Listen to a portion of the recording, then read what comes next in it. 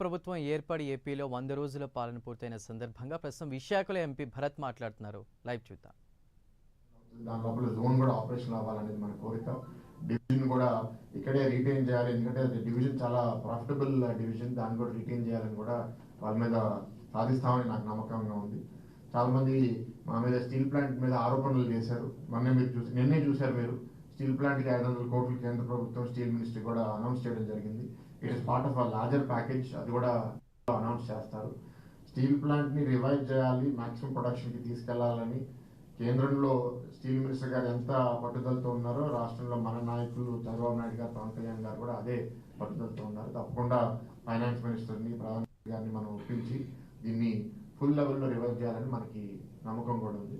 So నేను ఒక ఎంపీగా రాసుకున్న 7 పాయింట్లు కూడా చాలా వరకు అడ్రస్ ఉన్నాయి. లా అండ్ ఆర్డర్ అన్నాము, మన కొత్త సీపీ కూడా మీరు చూస్తున్నారు మార్పులు, కొన్ని విషయాలు కొందరికి నచ్చుతాయి, కొన్ని నచ్చవచ్చు. కానీ మనం సమాజంలో క్రమశిక్షణ తీసుకురావాలి అంటే కొన్ని విషయాలు కఠినంగా ఉండాల్సిన అవసరం కూడా ఉంది. డ్రగ్స్ మీద కూడా అగ్రెసివ్ గా మనం యాక్షన్ తీసుకుంటున్నాము. ఎవరైనా భూకబ్జాలు చేసే వాళ్ళు ఉన్నా సరే వాళ్ళు ఆల్రెడీ కొంత భయభ్రాంతులకి గురవుతున్నారు, అది మంచిది.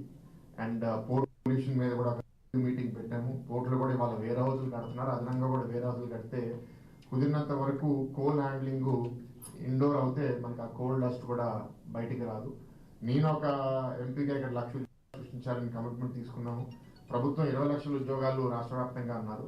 ఆ 1 లక్ష ఉద్యోగాలకు సంబంధించి కూడా ఇక్కడ పెట్టుబడులు, ఐటీ పెట్టుబడులు, ఫార్మా పెట్టుబడులు, స్కిల్ డెవలప్మెంట్ కూడా ఒక స్కిల్ పార్క్ చేయాలన్న ఉద్దేశం కూడా ఉంది. ఇవన్నీ కూడా మేము టేకప్ చేసి చేస్తాం. సో పాయింట్ ఏంటి అంటే 100 రోజుల్లో మీ అందరం చాలా కష్టపడి పనిచేస్తున్నాము. అది ఢిల్లీలో ఉన్నవండి, ఇక్కడ రాష్ట్రంలో మా నియోజకవర్గాల్లో ఉంది. అండ్ మంత్రులు కూడా ఇవాళ యంగ్ టీం వచ్చింది. ఆ యంగ్ టీం కూడా ఉత్సాహంతో పనిచేస్తున్నారు. 3 పార్టీల నుంచి కూడా సమర్థవంతమైన నాయకులు మంత్రులు అవడం వల్ల వాళ్ళు కూడా పరిగెట్టే స్పీడ్తో ఎక్కువ పనులు జరుగుతాయి. ఇంకో 2-3 నెలల్లో ఇంకా ఫుల్ స్పీడ్ లో బండి ట్రాక్ లో వెళ్తుంది. ఇంకా మీరు ఇంకా ఎన్నెన్నో అనౌన్స్మెంట్స్ చూడబోతున్నారు. సార్, తిరుమల సంబంధించి చాలా 2-3